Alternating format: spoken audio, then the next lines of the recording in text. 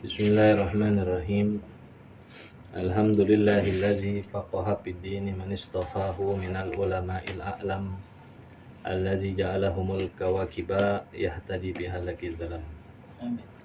Ashhadu an la ilaha illallah wahdahu la syarikalah wa ashhadu anna sayyidana wa nabiyyana Muhammadan abduhu wa rasuluhu la nabiyya ba'dah.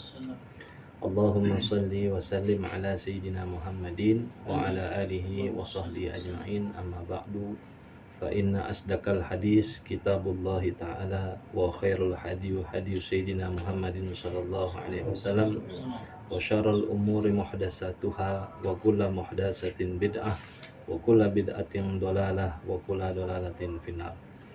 Wa bisanadil muttasilil imamil mu'allif rahimallahu ta'ala wa namanna bihi wa bi barakati ulumihi fid dharain amin. Allahumma aftah alaina futuhal arifina bi hikmatik wa ansur alaina rahmatak wa dzakirna ma nasina wa 'allimna ma jahilna ya dzal jalali wal ikram. Amin. Bismillahirrahmanirrahim. Babut tayamum ya. 178.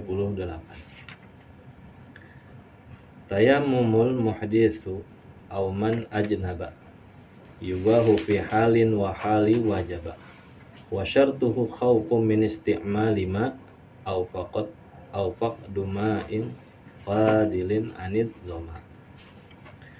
Tayammumul muhditsu aw man ajnaba. Tayamum orang yang berhadas atau orang yang berjunub, auman ajnaba, atau orang yang berjunub, yubahu fi hali wa hali wajaba. Terkadang dihukumkan boleh dan terkadang juga dihukumkan menjadi wajib. Hukum tayamum tuh tergantung halnya. Hal itu keadaannya. Ada kalanya dia boleh, tatkala dia keadaan memilih, ikhtiar antara berwudu atau bertayamum, seperti umpama orang yang sakit ya. Menjadi wajib apabila memang pilihannya hanya tayamum, artinya dia nggak boleh wudu karena satu masalah penyakit yang berefek daripada air umpama, maka hukum tayamumnya menjadi wajib.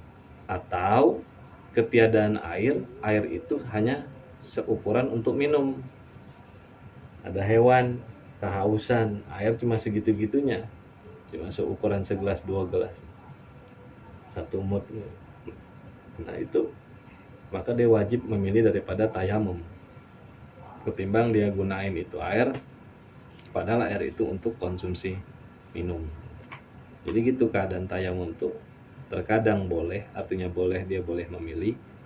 Terkadang menjadi keputusan yang wajib untuk dia tetap bertayamum. Wa syartuhu khawfun min isti'mali ma aw faqad ma'in fadilin aniz zama. Adapun syarat tayamum adalah khawfun min isti'mali ma, yaitu takut untuk menggunakannya air. Ya karena sakit atau apa. Au faqdu ma'in, karena ketiadaan air. Jadi orang tayamum itu karena takut gunain air atau memang airnya nggak ada. Fadil yang anizoma, ketiadaan air yang yang terlebih dibutuhkan untuk menghilangkan kehausan. Jadi air sedikit, cuma ada segitu-segitunya doang. Nah itu maka dianjurkan untuk bertayamum. Duhulu waktu wa su'ali zahir. Lalu syaratnya juga apa? Setelah takut menggunakan air, ketiadaan air atau air yang terbatas untuk sekedar menghilangkan kehausan, artinya nggak ada lagi. Syarat berikutnya yaitu kalau bertayamum masuknya waktu sholat. Jadi beda, kalau wudu umpama 1 jam sebelum sholat wudu, asal belum batal boleh kan, asal walaupun udah kering.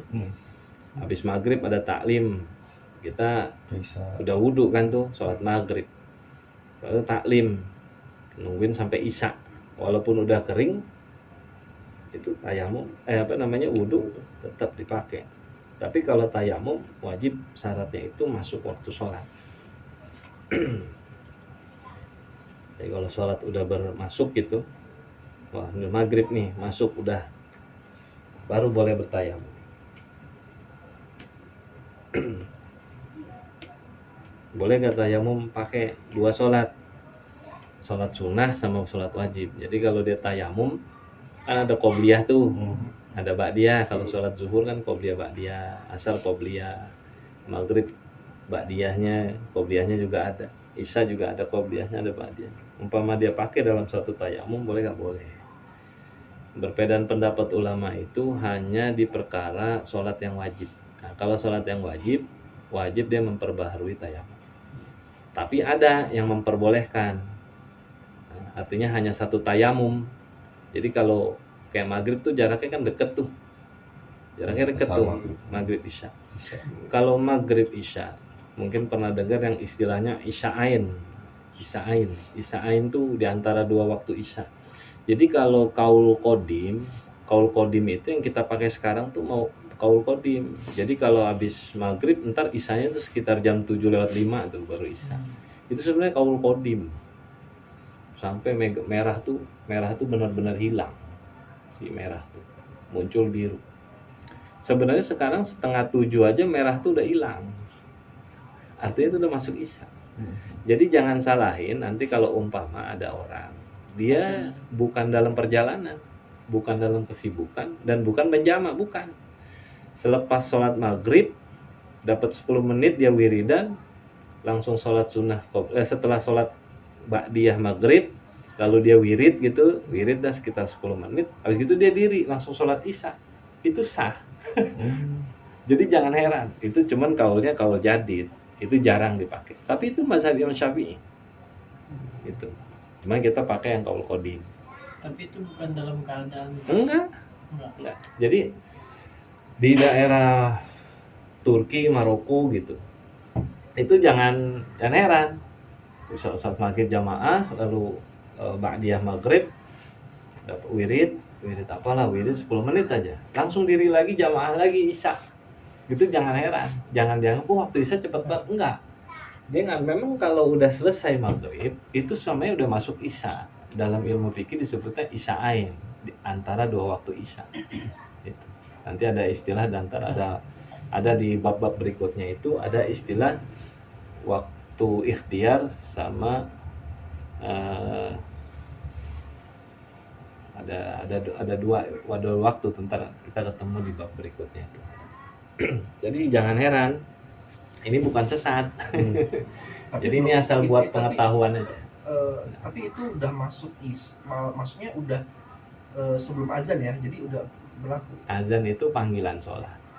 Kalau waktu sholat masuk itu, kalau isya itu selesainya merah tuh selesai. Kan maghrib tuh merah tuh, langit tuh merah. Nah 6:30 tuh udah hitam. Isya. Itu udah isya sebenarnya. Udah boleh tuh sholat isya. Jadi jangan jangan heran atau jangan nyalahin kalau umpama ada orang sholat isyanya itu cuma baru habis maghrib wirid sebentar langsung diri lagi katanya udah sholat isya. Jangan heran, itu kaul terbaru itu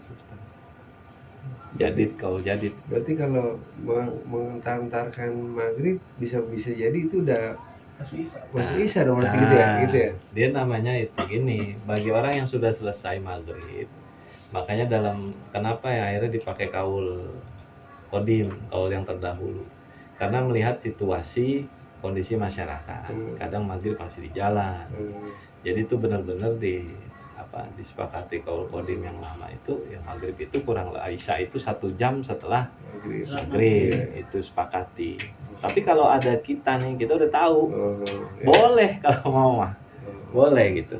Cuman sholatnya jangan di masjid. Kalau perkumpulan, seumpama majelis taklim, umpama, ya kan, mau isya bareng gurunya. Kalau nungguin azan kan nggak bisa. Azan nungguin azan itu kan panggilan sholat. Memang tanda masuk sholat, cuman azan itu panggilan. Kalau tanda masuk itu dengan tanda-tanda yang yang Dalam. pernah dikasih tahu gitu kan. Kalau zuhur tuh gimana, asar tuh gimana, bayangan apa namanya, bayangan tombak tuh seperti apa itu. Maghrib gitu juga mega merah udah muncul, Oh, nanti isya itu masuk mega merah hilang. Mega merah itu, lu coba alat maghrib tuh merah, itu pasti kalau lagi azan itu lagi merah tuh. Yang putih-putih nih awan-awan tuh merah semua. Nah itu maghrib. Nanti kalau dia udah hilang jadi putih biru, itu udah isya. 6:30 itu. Nah itu disebutnya isya. Nah jadi jangan menyalahkan. Ini maksudnya pengetahuan ini diberitahu supaya kita nggak nyalain orang. Gitu. Ya. Oh belum azan, belum waktunya isya. Enggak, azan itu panggilan sholat. Kalau urusan masuknya waktu itu dengan tanda. Tandanya gini gitu. Itu udah. Berarti kalau buka puasa bisa ya, Tat? Misalnya mau maghrib nih udah tanda bisa dong batalin langsung. Iya loh, kalau nggak ada azan kan lihat tuh mega merah. Ya kan? Lihat tuh matahari udah turun langsung. Mataharinya udah hilang, tinggal merahnya. Nah itu udah maghrib. Tapi kalau matahari masih kelihatan belum. Dia udah hilang, itu matahari udah hilang, udah nggak kelihatan. Yang ada merah. Itu maghrib. Gitu. Berarti kalau gitu Isa juga bisa fleksibel waktunya ya. Ya, Tergantung isya itu kondisi ya panjang. berarti ya. Panjang sampai nanti ketemu fajar. Enggak, maksudnya pas masuk Isa mega merah hilang itu kan tergantung kondisi cuaca apa enggak? Enggak, kondisi satu Selalu, daerah. selalu segitu terus. Ya, satu daerah. Ya, takutnya bisa lebih cepat, bisa lebih lama, bisa juga kan.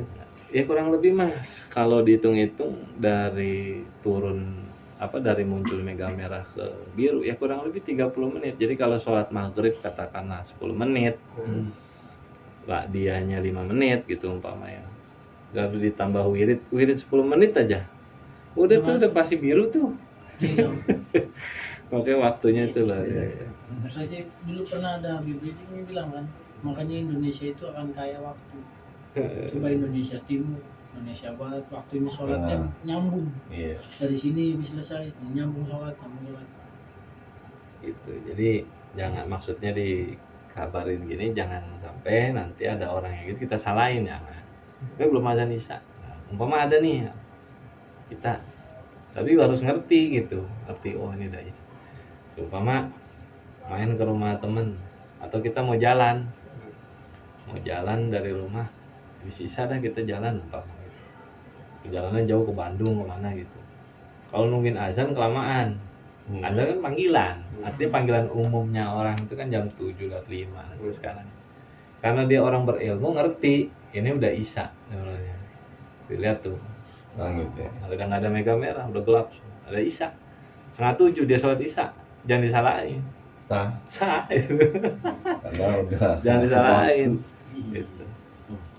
Belum ada panggilan azan itu dong ya, Tat. Iya, gitu. Tapi kan kalau misalkan kondisi lagi hujan atau lagi gelap lah, itu baca waktunya gimana? Pakai umumnya itu di sini seumpama dari munculnya mega merah, hilangnya mega merah itu 1/2 jam umpama. Pakai itu takarannya. Lihat waktu juga berarti kayak gitu ya, Tat. Iya. Nggak lama itu mega merah tuh nggak lama. Kayak gitu. Nggak lama. Jadi syaratnya tayamum itu masuknya waktu. Wasualin zahiru dipaqadil ma'i turabu tohir. Lalu syaratnya mencari air bagi orang yang kehilangan air, artinya dicari dulu. Syaratnya nyari dulu. Wah air mana nih, di rumah nggak ada, sono nggak ada. Oh udah nggak ada air, nah baru putusin tayamum. Atau ada air, cuma di kampung yang mayoritas orang bukan non muslim gitu, apalagi non muslimnya yang harbi, yang galak. Nah itu jadi uzur juga. Tapi kalau kita bertetangga dia non muslim karena dia pakai satelit gitu, lagi kekeringan nih, semua lagi kekeringan, kemarau, semua nggak ada. Rumah dia ada, cuma dia kafir zimni, orangnya enak. Nah itu kita tuh masih belum dapat syarat tayamum tuh, masih boleh minta dari dia tuh, masih bisa maksudnya. Tapi syaratnya kalau dia kasih, kalau dia nggak kasih ya nggak bisa kita main ambil aja. Minta dulu, boleh nggak? Kalau nggak boleh ya udah tayamum. Tapi kalau kafir harbi, orangnya galak, tukang ngejelekin Islam, nah baik jangan minta tayamum gitu. Itu jangan sampai malah dijelek-jelekin kita gara-gara minta air gitu. Lalu syaratnya itu yang kemudian turabut thahirun, dengan debu yang suci. Debu itu adalah partikel terhalus dari tanah. Seandainya debu itu menyatu lalu menggumpal, namanya udah bukan debu. Itu. Cuma ada debu nih, kejatuhan apalah gitu, buah umpama, buah yang memiliki kandungan air. Nah itu buah itu bergeser, ninggalin kan debunya, cuma debunya udah nyatu. Kalau debu walaupun nama aslinya debu, karena dia sudah partikelnya sudah menyatu, debu dengan debu menjadi lempung gitu ya. Nah itu udah bukan hukum debu. Debu itu pokoknya partikel yang terpisah. Nah, debu, partikelnya terpisah, cirinya debu tuh. Itu baru ngomong cirinya, partikelnya terpisah. Makanya nggak bisa kalau tayamum dalam keadaan tangan itu basah atau wajah itu berkeringat basah. Kering. Walau gubaro, walaupun debu itu berupa debu pasir. Gubaro romli, pasir. La mustakmala, namun bukan debu yang mustakmal. Artinya debu yang memang masih belum terpakai untuk bersuci. Muttasiqan bil udwin almun padil, baik yang masih melekat di anggota tubuh atau yang telah terhempas. Maksudnya kalau mustakmal itu kan nggak boleh. Seumpama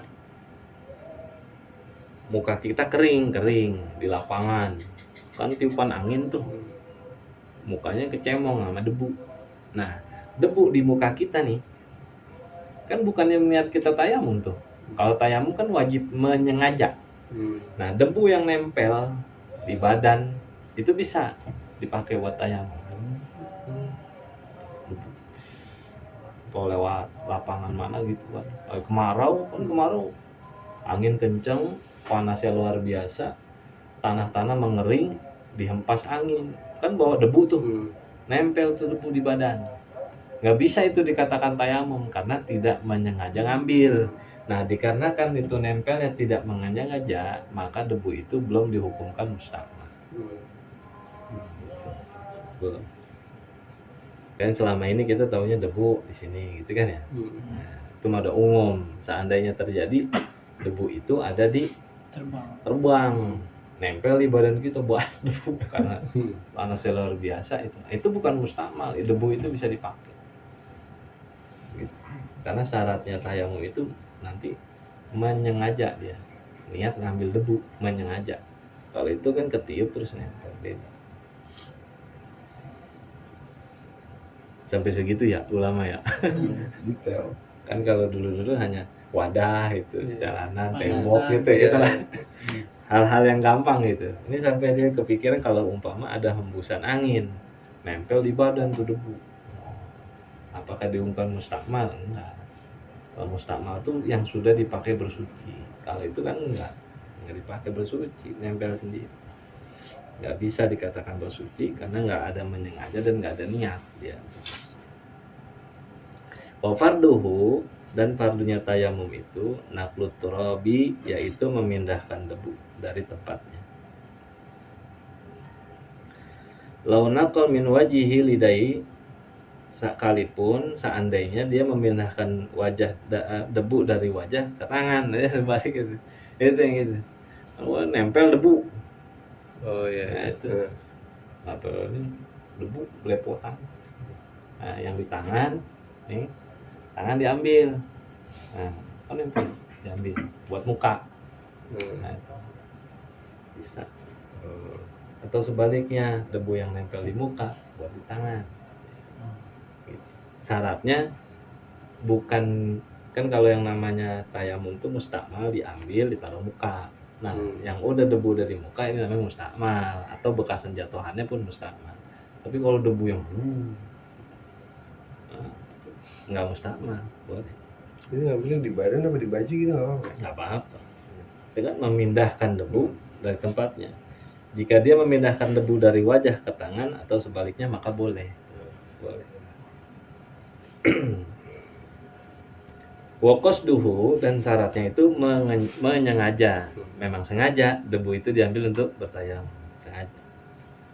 Waniatus tibahi fardin awis sholati wan misah. Lalu niat supaya diperbolehkannya melakukan perbuatan fardu untuk sholat, kurun waktu atau sholat. Jadi niatnya itu nawaitu tayamuma li istibahatis shalah, nah, gitu. Atau kefarduan lainnya bisa juga. Wan misahi, lalu dia mengusap al wajhi, wajah. La manbati waladai ma firqakin warat tibil mashain.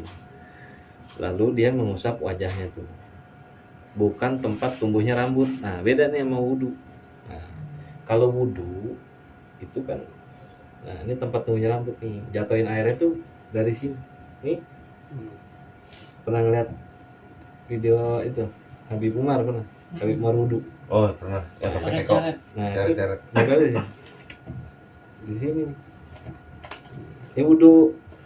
Kalau wudu tuh nggak bisa sini nih, nggak bisa. Kalau mau di sini harus dinaikin lagi ke sini. Ini harus basah tumbuhnya rambut. Kalau wudu tuh namanya muka. Malah kalau dia sampai wudu sampai banyak, sampai bosong gitu, sampai setengah kepalanya ini, nah itu sunnah. Artinya dia menjaga waswas jangan sampai ada yang kagak terlalu. Tapi kalau tayamum beda. Tayamum Wajah. bukan tempat tumbuhnya rambut, enggak, dia wajah sini aja. Bukan. Sekalipun nggak rata, sekalipun udah ratanya itu pakai sangkaan aja. Kalau air kan berasa ratanya, kalau debu kan enggak. Nah, ratanya debu itu pakai sangkaan. Makanya kalau tayamum tuh sekali. Nggak ada tayamum 3 kali, sunah 3 kali mengusap, nggak ada. Tayamum tuh sekali. Ratanya bagaimana ukuran rata? Yakin rata udah gitu. Yakin. Lalu mengusap kedua tangan sampai 2 siku. Urattibil mashain, dan tertib antara 2 usapan. Jadi muka dulu baru tangan. Itu namanya tertib.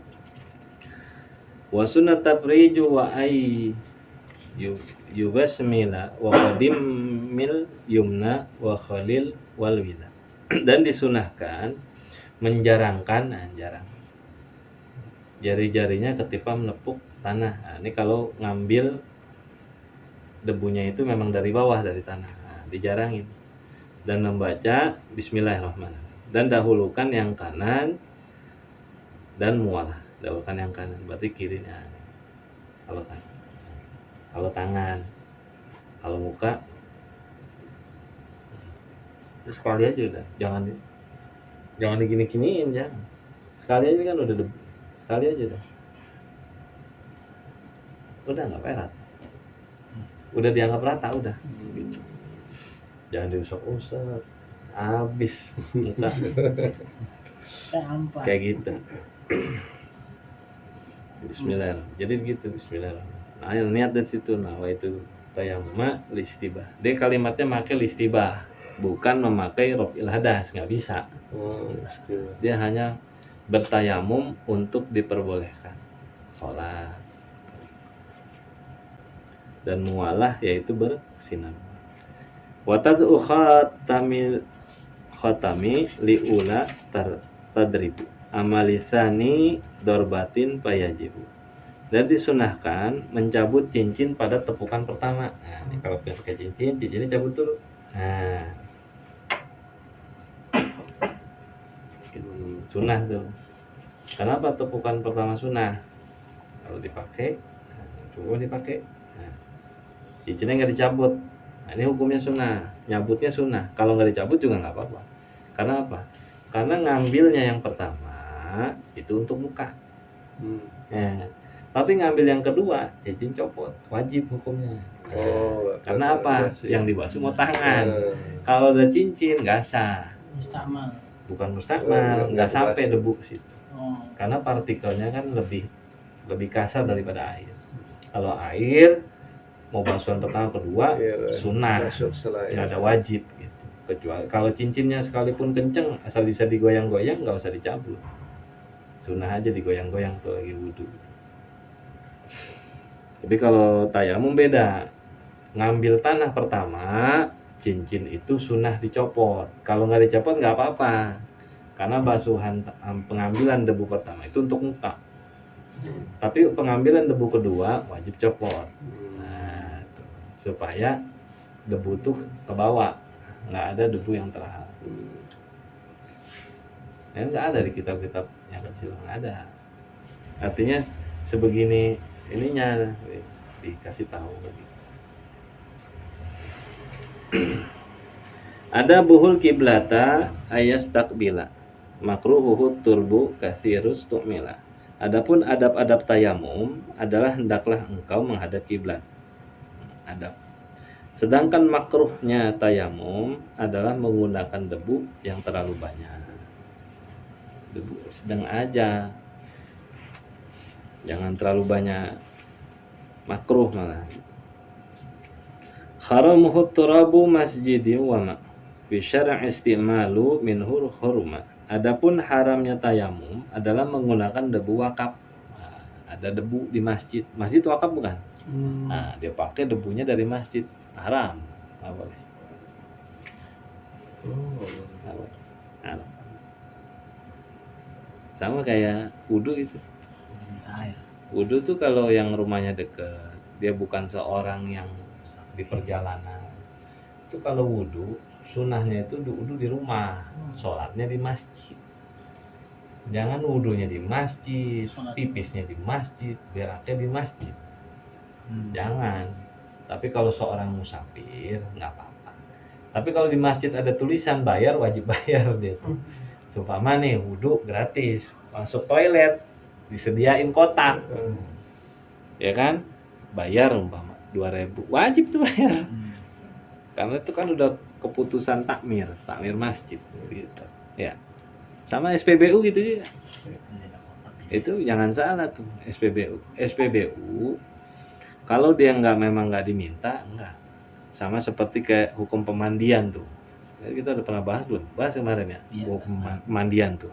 Bayar tuh sama yang jaga. Kalau memang ada yang jaga, ada yang ngerawat. Jadi salah tuh kalau SPBU dibentak-bentak. Kamu udah digaji, nggak usah nih pungli. Salah. Itu orang nggak ngerti kitab. Itu nyari sensasi itu.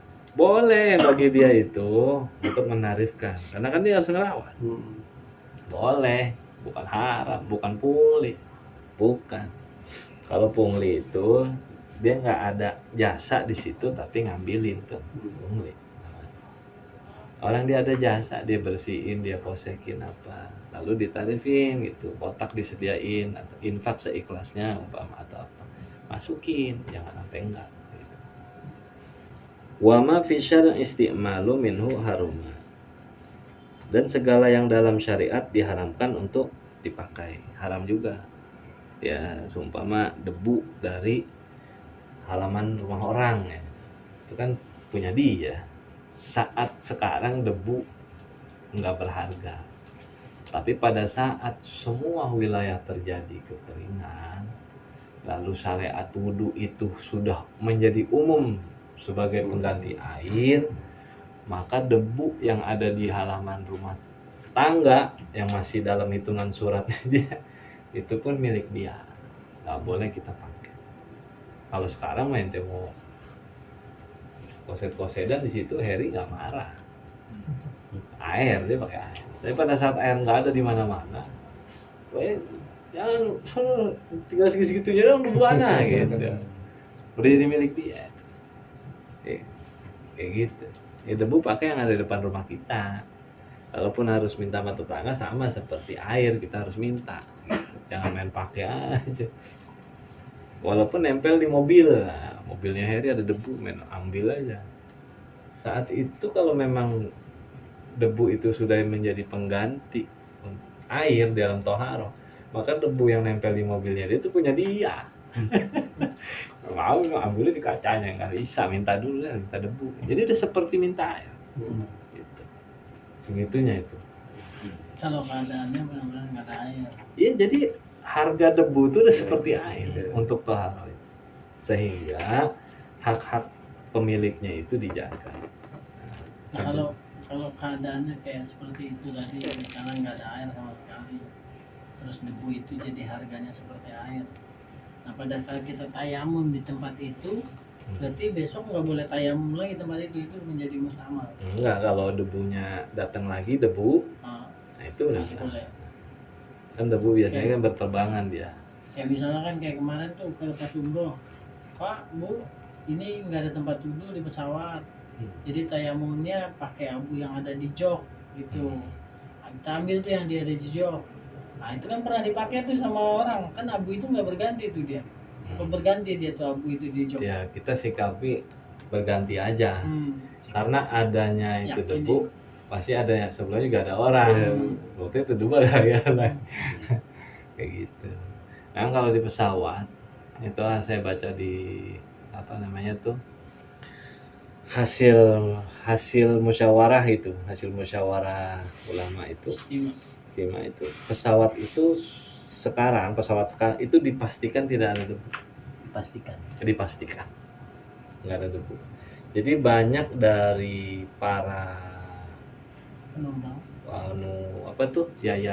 kantor penyelenggara haji dan umroh itu ada yang sampai bawa spray isinya air putih. Jadi wudhu tuh dipakai spray cit gitu. Boleh. Iya, asal airnya itu bisa basah kan. Sama seperti wudhu tuh di Gelas aqua. talas, di daun talas. Cuma kalau menurut saya menyusahkan. Karena sholat di dalam pesawat itu adalah sholat sunnah. Kalau sholat wajib, tetap wajib qadha. Tetap wajib. Iya. Kalau yang artinya ngapain susah-susah sih? Kalau memang tidak ada dua alat yang untuk bersuci, ya udah sholat aja. Allah perintahkan kita sujud. Syarat toharo itu kan apabila memungkinkan.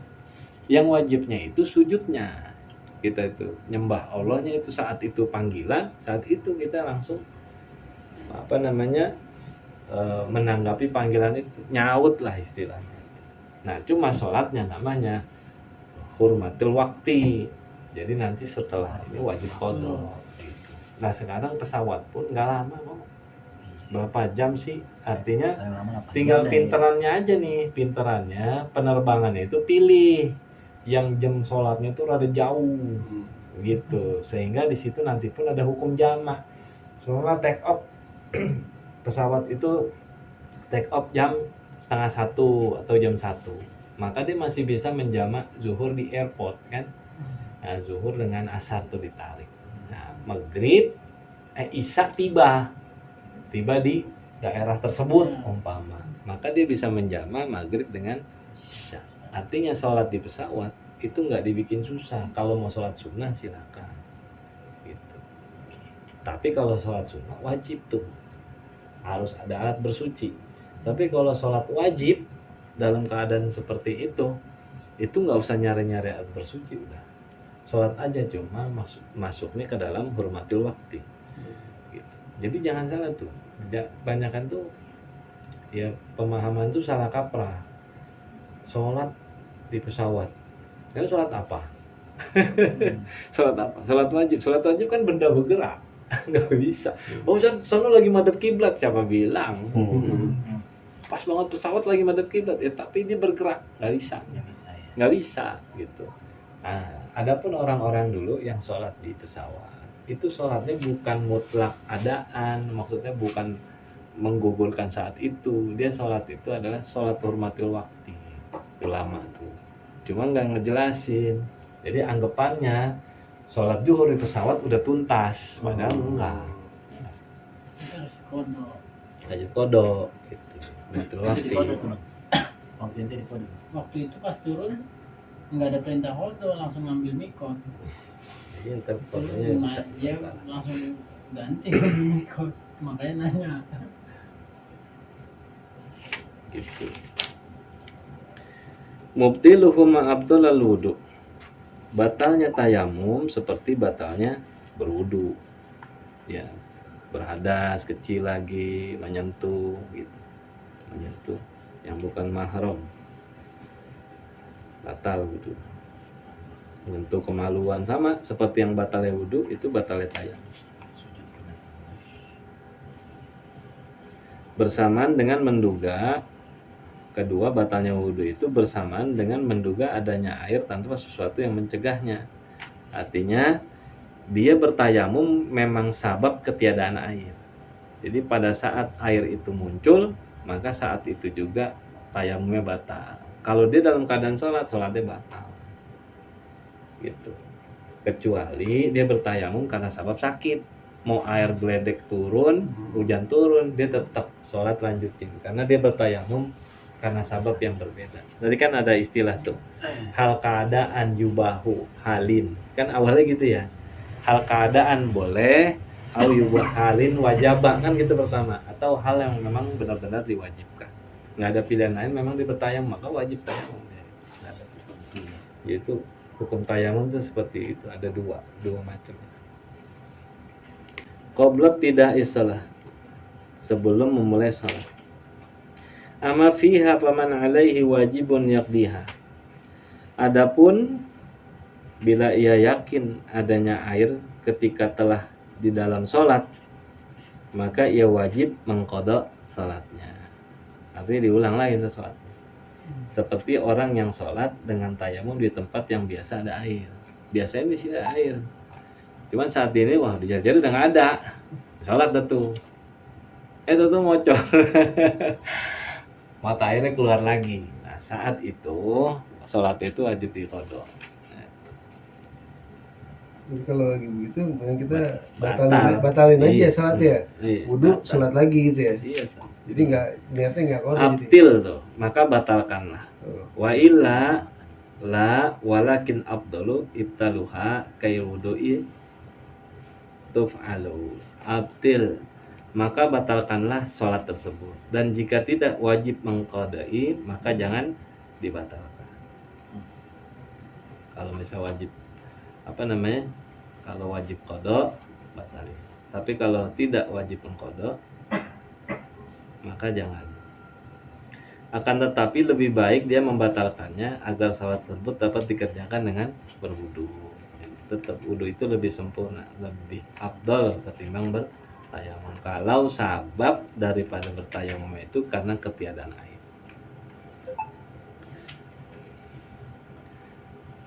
Wariddatu tubtilu la tawaddi jadid tayammuman likulli fardin. Lalu yang kemudian yang membatalkan itu apa? Murtad juga bisa membatalkan tayamum, namun tidak membatalkan wudu. Wudu tidak membatalkan wudu. Dan perbaharuilah tayamum untuk setiap sholat fardu. Jadi kalau tayamum itu untuk sholat fardu yang sekali. Tapi kalau sholat sunnah yang mengiringi sholat fardu, atau istilahnya sholat sunnah rawatib ya. Ada mu'akkad, ada ghairu mu'akkad. Ini kan sholat sunnah yang mengiringi itu. Nah itu boleh dipakai dengan satu tayamum. Jadi satu tayamum paket tuh untuk sunnah qobliyah zuhur, lalu zuhurnya, lalu ba'diyah zuhur, satu tayamum. Tapi untuk asar nggak bisa, dia wajib tayamum lagi untuk asar. Gitu. Satu paket lah ibaratnya. Untuk pakai. Nah ini yang lucu nih, unik nih. Yamsahu jabiratin bil lima tayamumi walam yu'id in wada ala taharatin walakin man ala udwin tayamumi lasuqan ja'ala. Adapun orang yang memakai perban, nah, ini namanya sohibul jabair. Jabiroh itu perban. Sohibul jabair, perban. Adapun orang yang memakai perban, hendaklah ia mengusapkan sedikit air di atas perbannya itu bersamaan dengan bertayamum, dan ia tidak perlu mengulang sholatnya jika ia meletakkan perbannya itu dalam keadaan suci. Jadi orang kalau kecelakaan tuh, patah tulang itu, kan pakaiin perban tuh, sebelum perban itu dipasang itu wudu dulu. Oh. Kalau di keadaan nggak bisa wudhu, posisinya udah Kelengar. Iya, nggak Tahu-tahu sadar. pas pas Iya. sadar udah Udah bumi, udah digip. Nah, kalau keadaan seperti itu nih yang saya bilang pentingnya ini malam tuh ini. Jadi gini, kalau perban itu, jadi perban nih kalau ngomong perban itu kan yang membalut, itu disebut perban tuh yang membalut. Kalau hukum perban itu jadi bisa dipakai tuh satu seperti orang yang memakai obat luka. Diperban enggak, cuman diborein lah, bahasanya borein, bahasa Betawi. Diborein sama obat luka. Yang obat luka itu enggak boleh dihapus sampai besok hari supaya nyerep umpama. Nah, maka obat luka itu yang diborein ke kulitnya itu pun masuk dalam hukum jabair, hukum perban. Handiplas atau plaster apalah gitu. Nah, caranya itu kalau memang lukanya itu diharuskan memperban, kan ada luka yang nggak mengharuskan perban ada, seperti luka terkena cutter, itu kan cutter tipis aja gitu, atau luka tercakar kucing, nah itu nggak usah diperban. Kalau diperban ya nggak bisa, hukum perban itu nggak kepake. Ya, jerawat nggak bisa, potong-potong kecil banget taruh sini, taruh dulu masih sekolah gitu, ada tuh yang modelnya gitu. Itu nggak bisa, itu wajib dicabut kalau kayak gitu. Nah sekarang kita balik lagi kepada hukum yang diperban. Ini ada penjelasannya gini, kalau diperban lalu dia sebelum memakai perban itu dia wudu dulu. Seandainya luka dari patah tulang atau kecelakaan atau apalah yang harus diperban itu masih memperbolehkan dia memakai air, maka dia bertoharohnya sebelum perban itu dipasang, maka dia berwudu. Kan logikanya gitu ya. Kalau luka yang akan diperban itu harus menjauhkan dengan air, maka sebelum diperban itu dia bertayamum. Sampai sini paham belum? Ini belum diperban nih.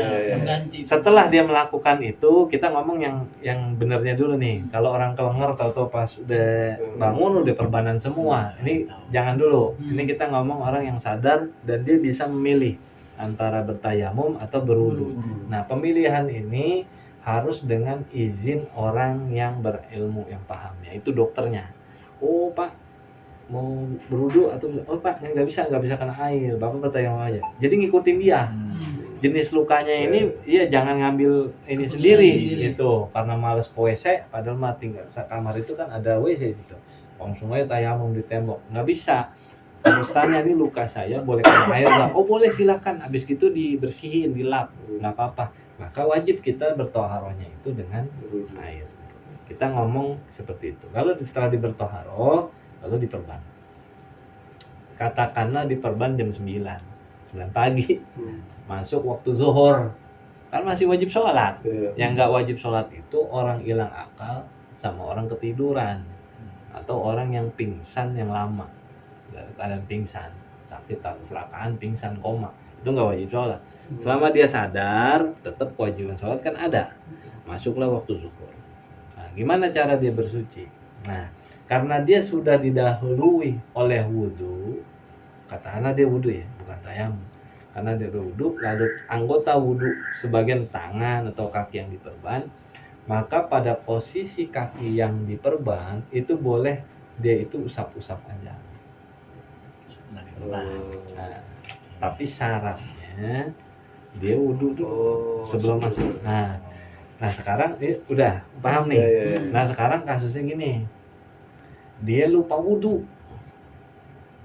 tapi udah diperban, maka kaki nih yang dia usap-usap atau dia gantikan tayamum kan dalam keadaan berhadas.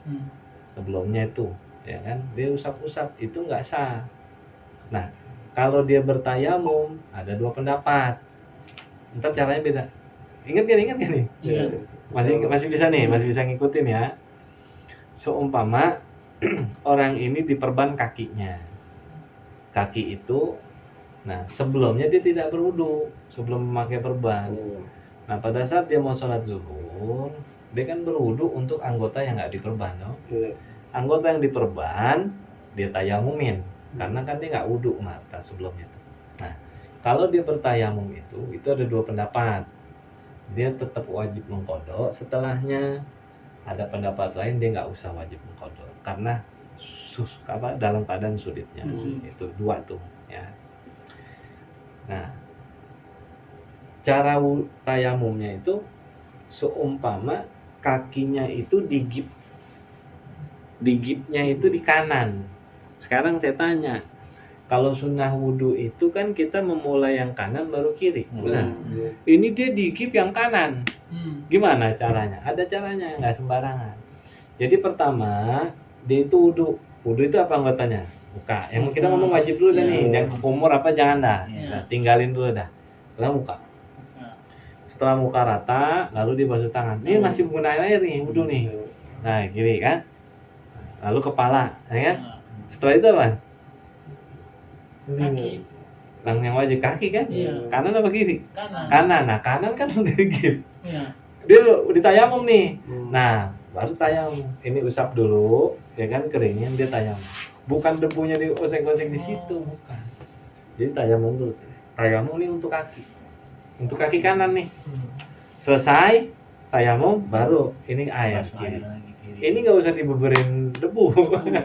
Tapi kalau dia main usap aja pakai air nggak sah. Karena sebelumnya itu dia nggak belum wudu, maka wajib qadha. Udah diperban. Nah, gitu. Paham? Jadi penggantinya. Jadi yang disebut tayamum orang yang berperban itu bukan perbannya diusap. Kalau memang yang luka itu bukan anggota tayamum, ya enggak di situ. Guyur debunya. Tetap tayamum itu hanya muka dan tangan. Paham? Jadi jangan salah persepsi nih. Kok bisa menggantikan gitu? Iya, karena toharoh itu dua wajah nih, tangan dan ini itu sudah bisa menggantikan dengan kondisi tertentu itu menggantikan. Seperti orang harus ditebelin nih, Tat. Ya kondisinya kan udah. Iya, dalam kondisi seperti itu. Tayamum itu hanya dua anggota memang. Dia nggak ada kumur. Iya. Maksud tayamum kumur. Dia nggak ada basuh kaki. Dia hanya muka dan tangan. Sekalipun yang mau digantikan itu kaki, yang ditayamumkan tetap yang dibasuh itu muka dan tangan. Walaupun yang keluar angin itu dari pantat, tetap wudu itu muka tangan, enggak, bukan pantat yang dibasuh. Itu udah aturan syariatnya gitu. Paham ya? Jadi kalau ditanya, loh kan buat gantiin kaki, kok yang dibasuh muka sama tangan? Ya kan tayamum. Sama, lu kentut. Emang yang dibasuh pantat kan tetap. Itu udah aturan syariat. Bukannya debunya di popol-popol. Karena itu bukan anggota tayamum. Bukan anggota tayamum. Paham? Paham. Nah, sekarang jadi lagi nih. Lukanya di anggota tayamum. Nah, tadi kaki. Kaki bukan anggota tayamum dong. Anggota Tayamum. wudu. Iya. Karena dia nggak dibasuh dengan wudu, maka dia kan diwajibkan ditayamumkan. Cara tayamumnya ya anggota tayamum pakai tangan, yaitu muka dan tangan. Nah sekarang ada orang digipnya sebelah tangan. Tangan nggak bisa. Tangannya kebungkus kan. Tangannya kebungkus. Posisi kan tangan atau muka itu kan anggota tayamum. Benar? Benar kan gimana? Muka selamat dia. Iya. Ya kan? Bisa. Ya kan? Nah, tangan gimana? Iya. Anggota tayamum. Masa debu dibeber-beber? Iya. Nah, dia itu diwudukan. Nah, dia diusap-usap pakai air. Jadi ngapalinnya gampang ini. Kalau dia anggota tayamum, dia bisa diwudukan. Ya. Paham ya? Nah, kalau dia diwudukan, sebelumnya memakai gip dia itu sudah wudu, toharo, maka sholatnya nggak qadha. Tapi kalau dia nggak toharo sebelumnya, lalu anggota yang digip itu adalah anggota tayamum, termasuk anggota wudu, anggota tayamum. Kan dia anggota tayamum juga, anggota wudu juga nih. Iya. Kan kalau kaki anggota wudu bukan anggota tayamum. Kalau ini anggota tayamum juga, anggota wudu juga, maka dipilih yang ringan yaitu wudu. Dipepel-pepel. Cuma sabab waktu Mas Anggip dia belum toharo, belum bersuci, maka dua pendapat ulama yang awal saya bilang, ada yang boleh bilang wajib qada, ada yang tidak, nggak usah, karena memang dalam keadaan darurat. Nah gitu. Tapi beda caranya, paham? Ini sampai sini paham belum? Iya.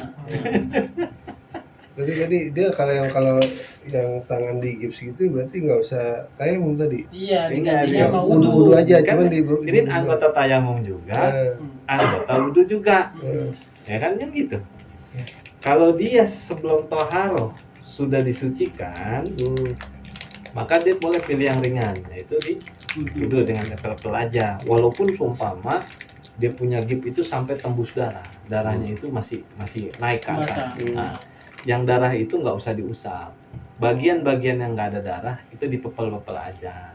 Nah itu untuk penggantian wudunya gitu. Kayak gitu. Jadi Kalau- keduanya itu berarti wajib kodok. Wajib kodok karena dia nggak waktu posisinya masang. belum taharo. Iya, ikhtilaf ulama. Ada yang wajib Boleh. kodok, Ada yang ada yang gitu. Paham ya? Nah, Nah, ini pertanyaan saya nih. Sekarang ada lagi. Hmm. Umpama dia digip di kepala, sini kepalanya nih, muka enggak, sini doang nih digip. Ini mungkin pecah, sobek apa gimana gitu kan, jadi digipnya seperti peci nih, seperti peci nih. Perban. Nah seperti peci begini, yang wajib wudu apa? Muka. Kan muka masih dapat. Yang Nih ujung rambut. ujung rambut, ya kan? Wudunya kan pertama muka, tangan, ujung rambut, kaki kan gitu. Ujung rambut kan nggak bisa nih, ada perbanan. Mau dibuka nggak bisa, kalau dibuka nanti melorot. Nah, karena biasanya kan ditarik terus ada yang cekik gitu kan ya, nggak bisa dibuka dan dokter nggak boleh nggak nyaranin karena mungkin nggak ada obat yang ditaruh yang nggak boleh kena air. Berarti dia wajib diapa nih? Ditayamumkan, selipin, ditayamumkan. Ini kita lagi bahas tayamum ini. Nah, gimana caranya itu? Nah, pertama muka. Wudu dulu dong. Wudu. Muka. Kan susunan wudu gitu. Iya. Parah, wudu, muka. Habis muka tak? Nah, dua tuh kan. Habis gitu kan mau rambut. Iya. Tayamum tuh. Lap mukanya, tangannya dilap. Ini buat nutupin toharonya si kepala. tetap dikodok. Enggak, kalau dia memang pada saat itu dia tidak dia udah wudu sebelumnya. Nah gitu. Pokoknya antara kodok dan tidak kodok itu ikhtilaf ulama. Semua case tadi Kalau- wudu duluan gitu. Iya, Ya, kalau itu case-nya ikhtilaf. itu yang memutuskan, makanya di ulama bilang yang memutuskan tayamum atau tidak atau wudu itu bukan kita, tapi orang yang mengobatin kita, yang berilmu. Dokternya, oh ini kamu harus tayamum, oh ini kamu harus wudu, ya gitu. Percaya udah ya. Udah percaya ke dia, kecuali kita memang dokter yang kecelakaan, kita pun Dokternya. paham. Udah, berarti kita nggak bisa ngambil hukum sendiri karena kita pun paham. Gitu. Jadi setelah itu kan udah kepalanya udah ditayamum kan. Ya. Nah, setelah kepala apa? Lanjut kaki Wudu lagi. kan? Kaki, wudu. Nah, itu susunan tuh. Jadi kalau kita dengar, Pak Ustaz, Pak Habib gitu. Kalau saya dulu kak, oh itu tayamum dulu habis gitu wudu, atau wudu dulu habis gitu tayamum. Kan nggak dijelasin gimana. Iya. Tata caranya. Gimana tuh? Tanya ini kan. Kombinasi antara wudu dan Kita tayamum. turunin dikit Tat. Tadi kan darah pala Tat. Sekarang turunin Tat. Apa tuh? Muka. Oh Kalau mukanya. muka yang kena, Iya sama. muka suka Sama seperti itu. Kan tadi dibilang. Begitu basuh Kalau muka tayamum. itu diangkat kalau yang digip itu Anggota anggota wudu wudu. dan juga anggota tayamum, maka pilihlah wudu. Jadi pepel aja, pepel aja, jangan yang ada darahnya. pepel. Tahu pepel kan? Iya. Iya. Total lah ya. Iya pepel. Kan kalau buka kebungkus nggak bisa tayamum juga. Iya. Makanya tadi Kalau wudu seumpama dipepel luka di aja, sini, gitu. ya kan luka di sini nih, umpama kita mau masang gitu, dok sebentar dok. ini boleh kena air kalau nggak boleh. Hmm. Jadi saya tayamum dulu dok. Nah dia umpama nih di rumah sakit kali masih ada debu Iya, kali. kali masih Udah. kotor ya. Gini aja seadanya nih. Yang luka kan nggak boleh kena debu. Di sininya luka di sini. Nah gini aja. Atau semuanya luka, ada cuma sedikit di sini nih. Udah gini nih. Oh ya Terus Allah. tanya gitu. Mudah ya. Ada gitu. Heeh. Baru pasang gitu. Tinggal mata doang. Kan? Oke. Itu kalau begitu-gitu jangan dideketin. Takut lacinya isinya kecoa. Iya. Kecoa demam gitu. Gitu. Ya jadi seperti itu. Itu susunannya itu seperti itu. Namanya itu hukumnya disebutnya itu namanya sohibul jabair. Jadi penanganan khusus untuk urusan-urusan perban. Ya. Tapi kalau kayak handiplas apa itu nggak bisa diterima karena itu luka yang kemungkinan masih bisa Iya, iya. dilahirkan air atau ditayamumkan gitu. Jadi nggak ada tuh gaya-gaya tuh. Jadi kalau ada orang pakai handiplas di sini ya udah nggak sah wudunya, nggak bisa. Tapi saya nih waktu masang ini saya wudhu dulu ya nggak bisa karena ini luka yang sebenarnya dilintasi air pun nggak ada masalah gitu. Cuma lagu-lagu habis motong kutil Iya. nah, Nah, air gitu. lalu dia pakai handiplas atau bekasan suntik Oh iya itu harus cabut. cabut orang itu bisa kok dianuin aja. Jadi memang kias-kias hukum jabair itu ke arah situ, cuma tidak semua kias itu diperbolehkan bisa diterima secara syara, nggak bisa ya yang di plus itu nggak bisa. Perban.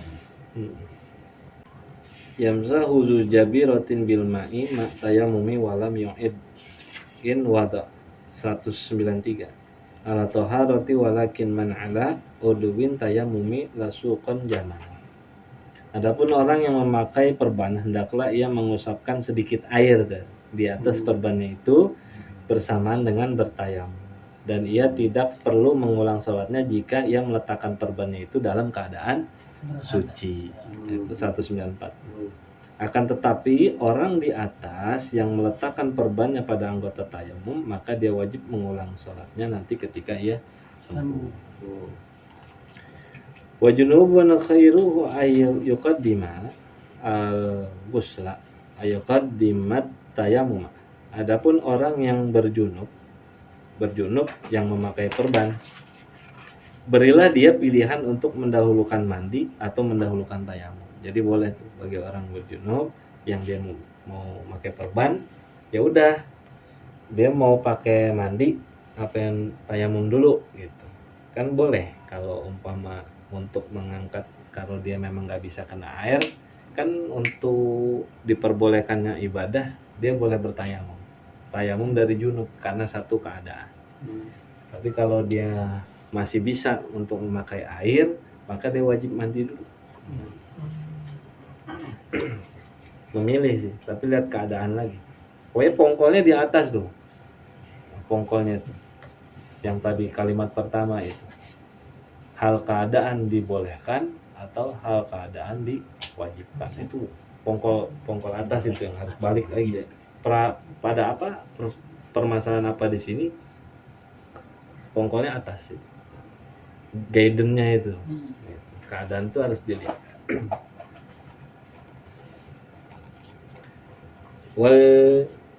wal yatayammam muhdithun izyallah alilahu summal wudu'a kama.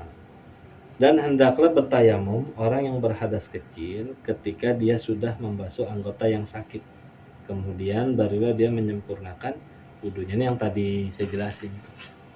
Ada istilahnya penyeling di situ. Tayamum dulu, sempurnain wudu lagi gitu. Wa yurid min ba'di bardan wa ma ahdatha falyusalli yatayammam. An hadatsin aw an janabatin wakil yu'idu muhdithun lima ba'dal adil. Dan jika dia ingin sholat fardu yang lain setelah sholat fardu yang pertama, sedangkan dia tidak berhadas, maka hendaknya dia melaksanakan sholat fardu yang kedua itu setelah bertayamum lagi. Jadi kalau memang orang yang bertayamum untuk sholat fardu hendaklah di sini katakan artinya nih pengarang tuh mengetahui ada perbedaan pendapat, tapi yang kuat itu memang tayamum itu untuk 1 kali sholat wajib, bukan untuk 2 kali sholat wajib, kecuali sholat yang dijamak. Nah, sholat sunnah, sholat 1 paket. Nah, sholat sunnah rawatib yang mengikuti sholat wajib. Tapi kalau sesama sholat wajib dan hal keadaannya dia mukim, nggak kemana-mana, bukan seorang musafir, maka wajib setiap sholat dia bertayamum.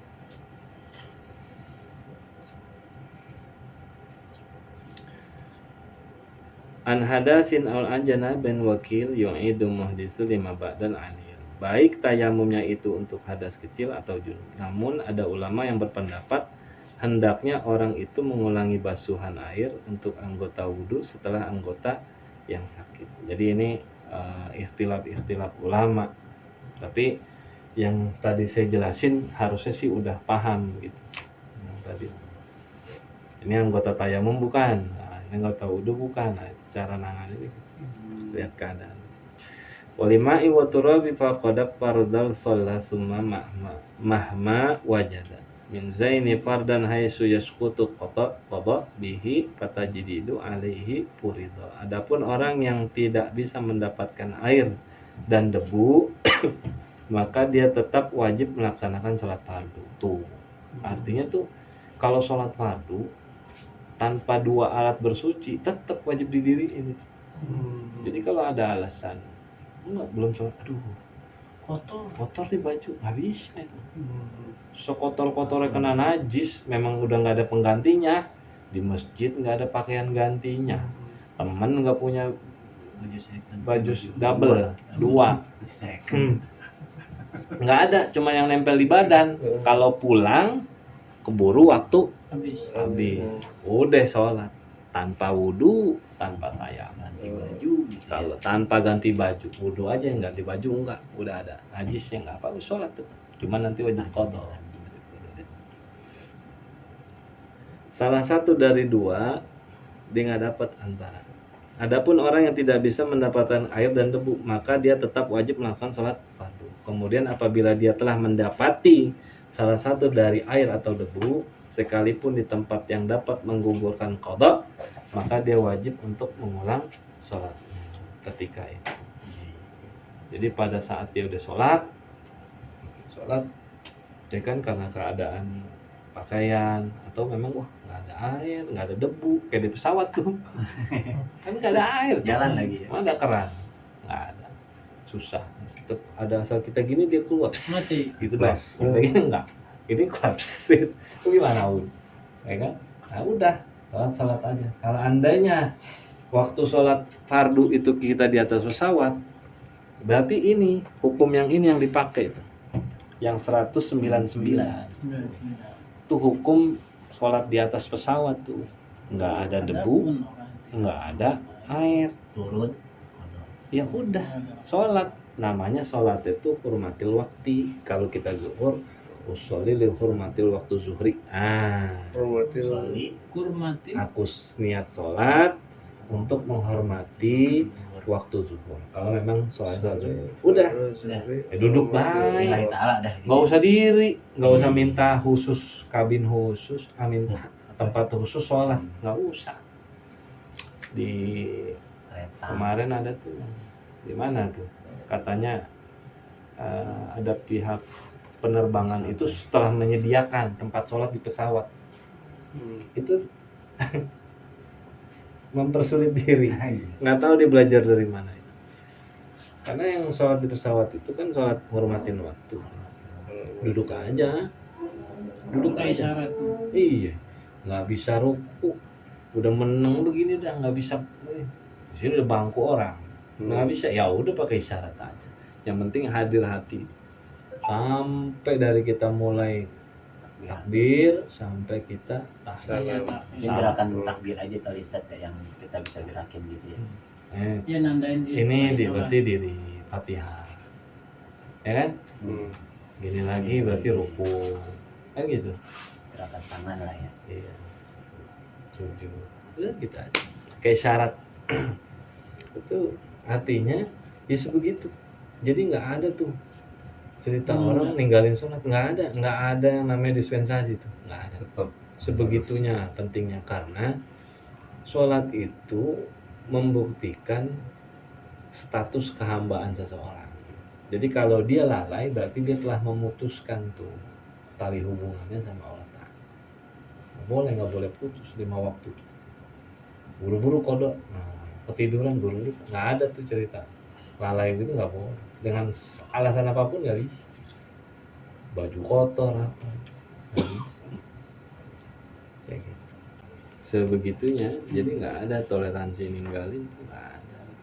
Al-Fatihah bil qabul wa tamai kulli su'i wa ma'mul wa sya'ni zahiran wa batinan fid dini wa dunya al akhirah dafi'atan li kulli syarr jalibatan li kulli khair lana wa li ahbabina wa li walidina wal masyayikhina ma'allat bil afiyah wa alaniyah أن الله ينور قلوبنا وقوالبنا مع التقى والهدى والعفاف والموت على دين الإسلام والإيمان بلا محنة ولا امتحان بحق سيدنا عدنان وإلى حضرة النبي محمد صلى الله عليه وعلى آله وصحبه وسلم. الفاتحة. بسم الله الرحمن الرحيم. الحمد لله رب العالمين الرحمن الرحيم مالك يوم الدين إياك نعبد وإياك نستعين اهدنا الصراط المستقيم صراط الذين أنعمت عليهم غير المغضوب عليهم ولا الضالين آمين.